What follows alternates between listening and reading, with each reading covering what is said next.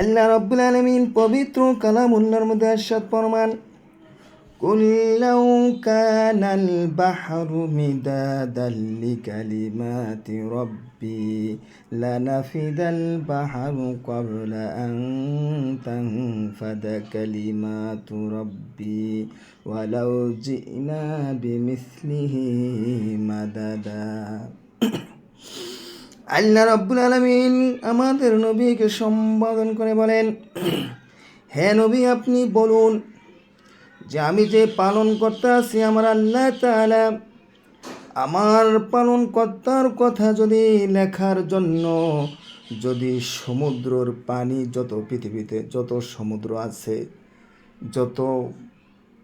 সমুদ্র আছে, খাল বিল নদী নালা আছে,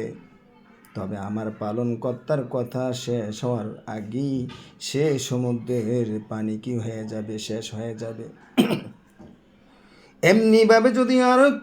আবারও যদি সেই সমুদ্রের পানিগুলি একত্রিত করা হয়, ওই পানির দ্বারা যদি আমার আল্লাহ তাআলার তারিফ লেখা শুরু করে, এবং যত গাছ গাছালি আছে পৃথিবীতে, ওই গাছ কেটে যদি কলম বানানো হয়, ওই গাছের কলম এবং পানি যদি কালি বানানো হয়, গাছ, কলম এবং পানি কি হয়ে যাবে, যখন আল্লাহ তাআলার তারিফ লেখা শুরু করবে, এক সময় কালি শেষ হয়ে যাবে, কলম কি হয়ে যাবে, ফিনিশ হয়ে যাবে, তবু আমার আল্লাহ তাআলার গুণগীত, আল্লাহ তাআলার তারিফ, যে মহান রব্বুল আলামিনের তারিফ লেখা শেষ হবে না।